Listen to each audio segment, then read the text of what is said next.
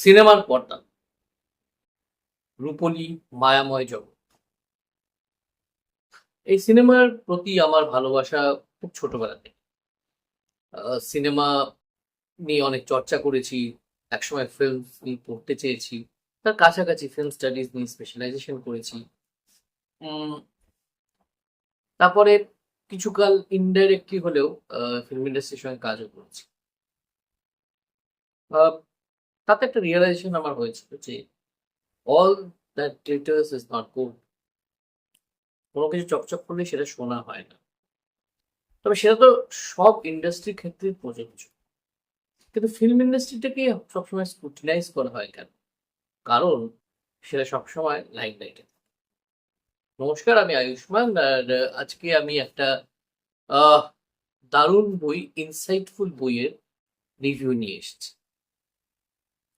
বইটির নাম বায়োস্কোপের বাইরে, লিখেছেন তুষার কান্তি মাহাতো। এর আগে তুষার কান্তি মাহাতোর আমি একটি বই পড়েছিলাম, দ্য ম্যাজিশিয়ান। ম্যাজিশিয়ানের রিভিউ আমার চ্যানেলে রয়েছে, আপনারা চাইলে দেখে নিতে পারেন। আমি লিংক সম্ভব হলে কমেন্ট বক্সে দিয়ে দেবো। ম্যাজিশিয়ান যেমন একটা অন্য ইন্ডাস্ট্রি, একটা অন্য সেক্টরের কথা বলে, বায়োস্কোপের বাইজি কিন্তু পুরোপুরি হচ্ছে সিনেমা জগৎ বা ক্যামেরার পেছনের জগৎ, সেটাকে নিয়ে কথা বলে। এর মূল কেন্দ্রে রয়েছে একজন নারী, একজন নামকরা অ্যাক্ট্রেস, যে এই ক্ষয়িষ্ণু আহ, বাংলা ফিল্ম ইন্ডাস্ট্রিতে একজন নায়িকা, যার আহ, মানে ক্ষেত্রটা হচ্ছে টোটালি কমার্শিয়াল মাসালা ফিল্ম। সে একটি একটু অন্য ধরনের সিনেমায় অভিনয় করতে যায়, তার খুব ঘনিষ্ঠ একজন বন্ধুর অনুরোধে বলা যেতে পারে, বা তার সোর্স। এবং এই ছবিটা চলার সঙ্গে সঙ্গে, ছবিটা শুটিং চলার সঙ্গে সঙ্গে তার জীবনে কি ধরনের বদল আসে, এবং আহ, তার অতীতেও আমরা অনেক সময় যাই পড়তে পড়তে। তার অতীত, তার বর্তমান, তার ভবিষ্যৎ, এটাকে নিয়েই মূলত কাহিনীটি আবর্তিত হচ্ছে। এবং এর সঙ্গে লেখক যেটা করেছেন সেটা হচ্ছে তার সঙ্গে জাক্সটাপোজ করেছেন, বা তার সঙ্গে অ্যাসোসিয়েট করেছেন এই ফিল্ম ইন্ডাস্ট্রির নানা রকম দিক। পজিটিভ দিকও দেখিয়েছেন, নেগেটিভ দিকও দেখিয়েছেন। বইটা পড়ার আগে আমার একটা অ্যাংজাইটি ছিল যে বইটিতে বোধহয় চলচ্চিত্র শিল্পের শুধু নেগেটিভ দিকটাই দেখানো হবে, চলচ্চিত্র শিল্পে শুধু নোংরা দিকটাই দেখানো হবে, যেহেতু এই শিল্পটা বা এই ফিল্ম ফিল্ম ইন্ডাস্ট্রিটা in the on the whole, বা ফিল্ম মেকিং প্রসেসটা আমার কাছে খুব প্রিয়। সেটা নিয়ে হয়তো কম কথা থাকবে, কারণ সাধারণত এই ধরনের উপন্যাসে, মানে সিনেমা নিয়ে উপন্যাসে কিন্তু কেচ্ছা কাহিনী বেশি থাকে, অনেস্টলি বলতে গেলে। কিন্তু এখানে কিন্তু সেটা হয়নি। আমি যতটুকু জানি যে লেখকের কিঞ্চিত ফিল্ম ইন্ডাস্ট্রি বা টলিউড ফিল্ম ইন্ডাস্ট্রি বা টালিগঞ্জ ফিল্ম ইন্ডাস্ট্রি সম্পর্কে কিছু আইডিয়া আছে। এবং তার সঙ্গে ফিল্ম মেকিং এর প্রসেস, ফিল্ম স্ক্রিপ্ট, এগুলো নিয়েও কিছু আইডিয়া তার আছে, বা এগুলো নিয়েও তিনি পড়াশোনা করেছেন, এবং সেটা এই উপন্যাসের ছত্রে ছত্রে পাওয়া যায়। অবশ্যই উপন্যাসের কিছু কিছু অংশের সঙ্গে আমি একমত নই, কিছু বলতে দু তিনটে অংশের সঙ্গে, সেটা নিয়েও ডিসকাস করব। তাহলে শুরু করা যাক আমার রিভিউ। দেখা যাক যে আমার এই বইটিতে কি কি ভালো লেগেছে আর কি কি ভালো লাগেনি। গল্প যেটা আমি বলে দিলাম, গল্পটা সেটাই, এর বাইরে আমি কিছু বলবো না। কারণ এই যে গল্পটা আমি বললাম, এই গল্পটার মধ্যেই কিন্তু অনেক লেয়ার্স রয়েছে, অনেক স্তর রয়েছে, যেগুলো পাঠক আহ, পেঁয়াজের খোসার মতন ছাড়াতে ছাড়াতে যাবে। এবার এই উপন্যাসের আমার সবচেয়ে ভালো যে জিনিসটা লেগেছে সেটা হচ্ছে এর স্টোরি টেলিংটা, মানে গল্পটাকে যেভাবে বলা হয়েছে। এবার এটা আপাতমস্তক একটা আহ সামাজিক গল্প, অবশ্যই সমাজের একটা স্তরের কথা যখন বলছে, এটা অবশ্যই এটা সামাজিক গল্প। যদি আমি ব্যক্তিগতভাবে মনে করি একটা থ্রিলার সামাজিক গল্প হতে পারে, এমনকি একটা হরর ফিল্ম বা একটা হরর গল্প একটা সামাজিক গল্প হতে পারে। কিন্তু এটা পুরোপুরি হচ্ছে একটা সমাজ, একটা সেক্টরকে নিয়ে যেহেতু বলা হয়েছে, তাই এতে কিছু আহ তর্ক বিতর্ক উঠে এসেছে। মানে আমি এক আয়না দিয়ে সমাজকে দেখি, লেখক এক আয়না দিয়ে সমাজকে দেখেন। ধরুন কেউ একজন আছেন, সে অন্যভাবে সমাজকে দেখে। সমাজকে দেখার পার্সপেক্টিভ তো সকলে আলাদা আলাদা হয়। লেখক কি করেছেন, লেখক এমন ভাবে চ্যাপ্টার গুলোকে শেষ করেছেন যে চ্যাপ্টার গুলো আমাদের মনে কিছু প্রশ্ন বা আমাদের যে ইন্টেলেকচুয়াল ফ্যাকাল্টি, এখানে বিচার বুদ্ধি, সেই বিচার বুদ্ধিকে নাড়া দিয়ে যায়, আমাদের পার্সপেক্টিভটাকে একটু নাড়া দিয়ে যায়, যে এই এই মানে পার্সপেক্টিভটা বা এর দেখার দৃষ্টিকোণটা আমার আলাদা হবে, অন্য কারোর আলাদা হবে, ৩ নম্বর ব্যক্তি আলাদা হবে, যেটা আমি আগেই বললাম। তো সেই জিনিসটা খুব সফলভাবে লেখক করেছে। এবং এটা আমি এই যে বলি আমি খুব বেশি সামাজিক উপন্যাস পড়ি না বা পড়তে ভালো লাগে না বেশ কিছু সামাজিক উপন্যাস, সেটা এই কারণে যে সাম্প্রতিক কিছু সামাজিক উপন্যাসে আমি এই আলাদা আলাদা দৃষ্টিকোণগুলো পাই। এই দৃষ্টিকোণগুলো কিন্তু মডার্ন সামাজিক উপন্যাসে থাকাটা খুব জরুরি। এটা গেল একটা দিক।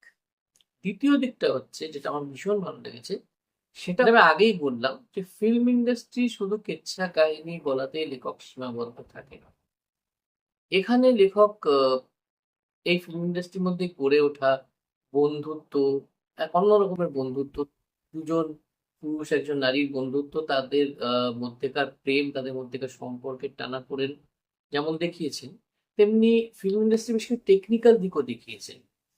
যেমন এখানে একটি জায়গা আছে উপন্যাসে, যেখানে পরিচালক একজন নতুন চিত্রনাট্যকারকে সিনেমার বিভিন্ন দিক, স্ক্রিপ্টের বিভিন্ন দিক সম্পর্কে বোঝাচ্ছেন বা শেখাচ্ছেন, এবং সে বাধ্য ছাত্রের মতন শিখছে যাচ্ছে।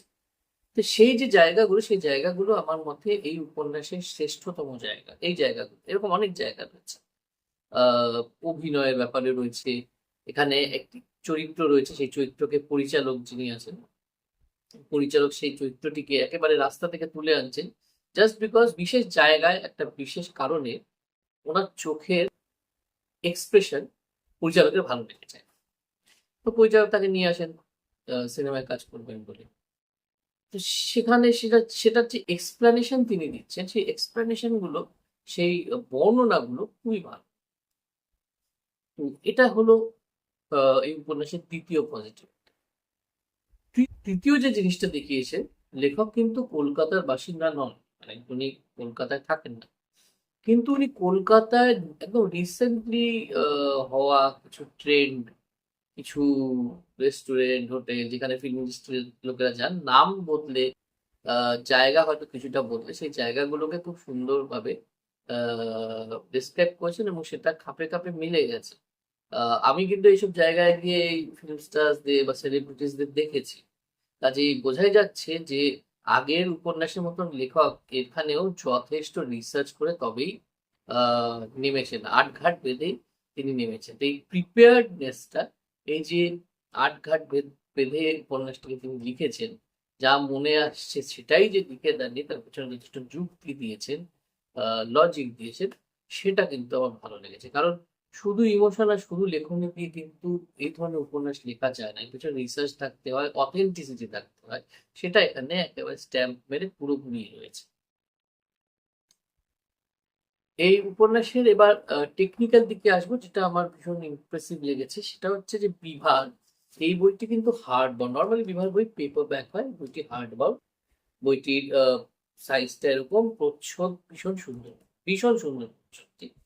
এর পেছনে একটা ব্যাক কভার রয়েছে, ব্যাক কভারে লেখা রয়েছে জীবন এক অদ্ভুত প্রহেলিকা, তাতে আমরা সবাই নিরন্তর কম বেশি অভিনয় করে চলেছি। তো অনেকের আবার অভিনয়ের ক্ষেত্রটা একটু বিস্তৃত, যে একটা প্যাক আপ বললেই সব শেষ হয়ে যায় না ওদের। অন্য আরেক অভিনয়ের ক্ষেত্র সঙ্গে সঙ্গেই আপনা থেকে প্রস্তুত হয়ে যায়। মুখের রংটং মুখে আবারও নামতে হয়, মুখের রংটং মুছে আবারও নামতে হয় নতুন ভূমিকায়। বাহ! এখানে দেখুন, মোটামুটি পেজের সেটিং এরকম। এর প্রকাশক হচ্ছে বিভা পাবলিকেশন, মূল্য 277 টাকা। চমৎকার প্রচ্ছদ, ঠিক আছে। সৌরভ মিত্র, এর অলঙ্করণ গুলো রয়েছে সৌম্যদীপ ভূঁই ও ইন্দ্রজিৎ কর্মকারের। ইনকেস আপনি যদি আমার আগে এই বইটিকে নিয়ে যখন আমি বুক হল করেছিলাম, সেখানে আমি ইলাস্ট্রেশন গুলো ডিটেলে দেখেছিলাম, না দেখে দেখেন, দেখুন এই ধরনের কিছু চমৎকার ইলাস্ট্রেশন এখানে রয়েছে, বেশ কিছু রয়েছে, এবং পাতা জোড়াই রয়েছে, বেশিরভাগ ইলাস্ট্রেশন এখানে পাতা জোড়া রয়েছে, যেটা আমার খুব ভালো লেগেছে। বিভার এই জিনিসগুলো খুব ভালো লাগে, অলঙ্করণগুলো। আর মোটামুটি ফন্টের সাইজ, এরকম ফন্টের সাইজটা কিন্তু আমার একটু ছোট মনে হয়েছে। এর মোট পৃষ্ঠা সংখ্যা হচ্ছে 264। তো এই টেকনিক্যাল দিকগুলো বলতে বলতেই দেখুন এর একটা বড় পয়েন্ট বললাম যে এর প্রচ্ছদ, বাঁধাই, মুদ্রণ যথেষ্ট ভালো। শুধু ফন্ট সাইজ নিয়ে আমার একটু অনুযোগ হয়ে গেল, একটু বড় হলে হয়তো ভালো হতো। তাহলে সবাই যাদের চোখের সাইজ হওয়া তাদের পড়তে হয়তো অতটা কষ্ট হতো না। যাই হোক, সেটা এখান থেকে আমার ব্যক্তিগত মতামত। আর আরেকটা জিনিস আমি বলতে চাইবো এই উপন্যাসের ব্যাপারে, যেটা আমার ভীষণই ভালো লেগেছে, সেটা হচ্ছে এই উপন্যাসে যে চরিত্রগুলো রয়েছে সেই চরিত্রগুলো ভীষণ রিয়েল, বাস্তব। সেই চরিত্রগুলোর মধ্যে যেমন প্রচুর প্রশংসা করার মতন গুণ রয়েছে, তেমনি ঘৃণা করার মতন কিছু আহ, মানে ফ্যাক্টর বা ক্যারেক্টারিস্টিক্সও কিন্তু তাদের চরিত্রের মধ্যে রয়েছে। তো জিনিসটা কি হচ্ছে, জিনিসগুলো হচ্ছে যে তারা প্রত্যেকে ধূসর চরিত্র। তাহলে ব্যাপারটা কি দাঁড়াচ্ছে, ব্যাপারটা দাঁড়াচ্ছে যে এই চরিত্রগুলোর মধ্যে 80% চরিত্রই হচ্ছে ধূসর চরিত্র। কেউ একেবারে, যাকে হিন্দিতে একটা কথা আছে দুধ কা ধুলা হুয়া, সেরকম কেউই নেই এখানে। আবার একেবারে কালো চরিত্র, তার মধ্যে কোনো কোনো ভালো জিনিসই নেই তার মধ্যে, সেই ধরনের চরিত্র এখানে আপনি পাবেন না। এবং এবার চলে আসছে এই উপন্যাসের কোন কোন জিনিস আমার কতটা ভালো লাগে। দেখুন এই উপন্যাসে যেটা আমি বললাম যে সবারই একটা পার্সপেক্টিভ তৈরি হয়। কাজে আমি যে পার্সপেক্টিভটা দিচ্ছি সেটা লেখকের সঙ্গে মিলবে না, কিন্তু আমার মনে হয় যে আমি যে পার্সপেক্টিভটা দিচ্ছি সেটা পড়ে অনেক পাঠকের হয়তো আমার এই কথাগুলো মনে হতে পারে। তো সেজন্য আমি আমার মতামতটা দিচ্ছি। মতামত একান্ত ব্যক্তিগত। আচ্ছা, এই যে পার্সপেক্টিভের কথা যখন আসছে, দৃষ্টিকোণ, তো এখানে লেখক ফিল্ম ইন্ডাস্ট্রি একটা ডার্ক চ্যাপ্টার দেখিয়েছে, একটা ডার্ক অ্যাসপেক্ট দেখিয়েছে। সেগুলো আমার সব বাকিগুলো একদম যথাযথ মনে হয়েছে, রিয়েল মনে হয়েছে। যেমন আমি বললাম যে আমি ফিল্ম ইন্ডাস্ট্রির সঙ্গে ইনডাইরেক্টলি হলেও তো ইনভলভ ছিলাম, আর এক সময় ফিল্ম ইন্ডাস্ট্রির পাকাপাকি একটা সদস্য হতেই আমি চাইতাম। তাই বলে এখানে কিন্তু লেখক কিছু ক্লিশেস দেখিয়েছে, মানে কিন্তু এই যে ফিল্ম ইন্ডাস্ট্রি আছে, এই ফিল্ম ইন্ডাস্ট্রি যখন বই তৈরি হয়, সিরিজ তৈরি হয়, সিনেমা তৈরি হয়, সেখানে কিছু কার্ডবোর্ড চরিত্র থাকে। সেরকম চরিত্র কিন্তু এখানেও আছে, মানে এই চরিত্রগুলোকে আপনি এক্সপেক্ট করবেন।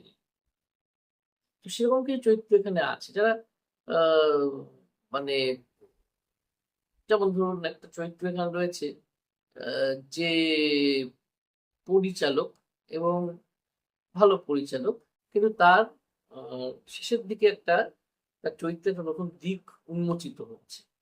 তো সেটা কিন্তু তার চরিত্রটাকে হঠাৎ করে এই রিয়েল চরিত্র থেকে, মানে ত্রিমাত্রিক একটা চরিত্র থেকে দ্বিমাত্রিক হয়ে যাচ্ছে, ওটা 2 ডাইমেনশন বা ইভেন 1 ডাইমেনশন, একমাত্রিক হয়ে যাচ্ছে। দ্বিমাত্রিক কেন বলবো, একমাত্রিক একটা চরিত্র সে হয়ে যাচ্ছে।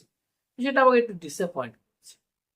তারপরে এখানে একটি ওই আহ বলে না যে আপকামিং প্রতিভাবান একটি মেয়ের চরিত্র রয়েছে, সেই চরিত্রটিও কোথাও গিয়ে একটু প্রেডিক্টেবল হয়ে যাচ্ছে। তাতে হচ্ছে গল্পটাও কোথাও না কোথাও একটু প্রেডিক্টেবল হয়ে যাচ্ছে। হ্যাঁ, মানছি এটা কোনো রহস্য গল্প নয়, কিন্তু তাও আহ, গল্পের মধ্যে অভিনবত্ব তো আমরা আশা করতেই পারি, চরিত্রের মধ্যে অভিনবত্ব আমরা আশা করতেই পারি, তাই না?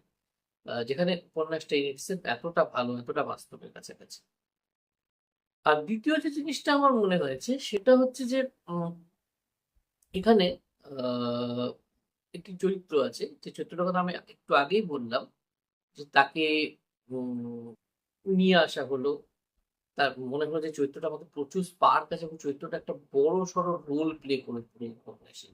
আমাদের আশা, ভরসা চরিত্রটার উপর বাড়তে থাকে, কিন্তু শেষের দিকে গিয়ে চরিত্রটা কেমন যেন মিলিয়ে গেল, ও কেমন যেন কর্পূরের মতো উবে গেল।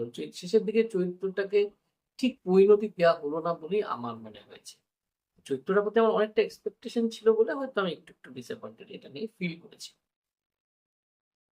তৃতীয় যে ফ্যাক্টরটা আমার উপন্যাসে অতটা ভালো লাগে, এটা ভীষণ ভীষণ মাইনিউট একটা পয়েন্ট, তাও আমি যেহেতু পুরো ফুল একটা অ্যানালিসিস করছি তাই বলে রাখি।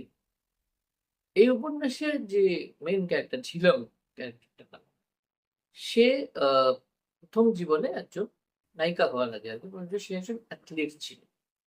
তার শারীরিক বর্ণনা অনেক সময় দেওয়ার সময় বলা হয়েছে যে তার কোনো একটা অ্যাথলেটিক ফিজিক রয়েছে, সে একজন অ্যাথলিট হওয়ার কথা মাঝে মাঝেই ভাবতে থাকে যে সব ছেড়ে ছুড়ে সে অ্যাথলিট হয়ে যাবে। ঠিক আছে, কিন্তু আহ, আমরা তার ওই অ্যাথলিট জীবনের কর্মকাণ্ডটা পাই বটে, কিন্তু তার খুব বিস্তৃত বিবরণ এখানে পাই না। সেটা এখন উপন্যাসে দীর্ঘায়িত হয়ে যেত বলে সেটাকে কাটছাঁট করা হয়েছে কিনা আমার জানা নেই, এটা সম্ভবও নয়। কিন্তু আমার মনে হয় আরেকটু বেশি যদি বিস্তৃত থাকতো তাহলে আরো ভালো হতো। তাহলে আহ, এই জার্নিটা, এই যে নায়িকার যে জার্নিটা, সেই জার্নিটা আরো বেশি এনজয়েবল হতো পাঠকদের কাছে, বা অনেক বেশি রিলেটেবল হতো পাঠকদের কাছে। তার ডিফারেন্ট ফ্যাসেটস গুলো যদি মানে সমানভাবে ভাগ করা থাকে ক্যারেক্টারটা। তো এই তিনটে আহ, মানে জিনিস আমার অতটা ভালো লাগেনি উপন্যাসের মধ্যে। কিন্তু ওভারঅল যদি বলেন, বায়োস্কোপের বাইরে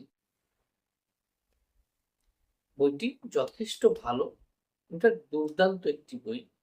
এটি এখন বাংলা ফিল্মে নানা রকম বিতর্কে ঘিরে গেছে। আপনারা সবাই জানেন 2-3 দিন আগে আহ রাহুল অরুণোদয় বন্দ্যোপাধ্যায় কিভাবে মারা গেছেন। তার মানে সিকিউরিটি ল্যাপটপ, সেখানে নানান রকম প্রশ্ন উঠছে ইন্ডাস্ট্রি নিয়ে, ইন্ডাস্ট্রির ফাংশনিং নিয়ে। অনেক ব্লগার, সোশ্যাল ইনফ্লুয়েন্সার, জার্নালিস্টরা প্রশ্ন তুলছেন। হুম। তো এই যে ফ্যাক্টর গুলো রয়েছে, বা দলাদলি, জেলাসি, বা আরেকটা জিনিস যেটা হচ্ছে সিনেমার নায়িকা আলটিমেটলি মানে তাকে কেউ আহ, কোথাও না কোথাও গিয়ে সেই রেসপেক্টটা হয়তো দেয় না। এই যে আমাদের এখন একটা বস্তা পচা ধারণা রয়েছে, এগুলোর খুব নির্মম ভাবে, খুব বলতে পারি নগ্ন ভাবে লেখক এই উপন্যাসে দেখিয়েছে। তার জন্য তাকে একটা বড়সড় কুর্নিশ জানাতেই হয়। এছাড়া যেটা বললাম, ফিল্ম ইন্ডাস্ট্রি কিভাবে ফাংশন করে, শুটিং কিভাবে হয়, বা শুটিং এ কি ধরনের আলোচনা, কনস্ট্রাকটিভ ক্রিয়েটিভ আলোচনা হয়, সেটাও কিন্তু পাঠকরা পড়ে জানতে পারবেন। এবং সেই আলোচনার মধ্যে যে দর্শনটা থাকে, সেটা পাঠকরা বুঝতেও পারবেন। আমার মনে হয় কোথাও না কোথাও তারা ঋদ্ধ হবে। কাজেই এটা খুবই ভালো একটি সামাজিক উপন্যাস। এই ধরনের সামাজিক উপন্যাস খুব একটা এখন পাওয়া যেতে চায় না। পাবলিকেশন থেকে বেরিয়েছে, তাদের অনলাইন প্রেজেন্স অত্যন্ত ভালো। আপনারা ওনাদের ওয়েবসাইট বা অন্যান্য অনলাইন যারা বই ডেলিভারি করে তাদের থেকে এটা আনিয়ে পড়ুন। পড়ুন, আপনাদের সামনে চলচ্চিত্র জগতে একটা নতুন দিগন্ত খুলে যাবে, এ আমি উপলব্ধ করে দেখতে পারি। তো এই ছিল আমার রিভিউ বায়োস্কোপের বাইজি নিয়ে। কেমন লাগলো রিভিউটা জানাতে ভুলবেন না।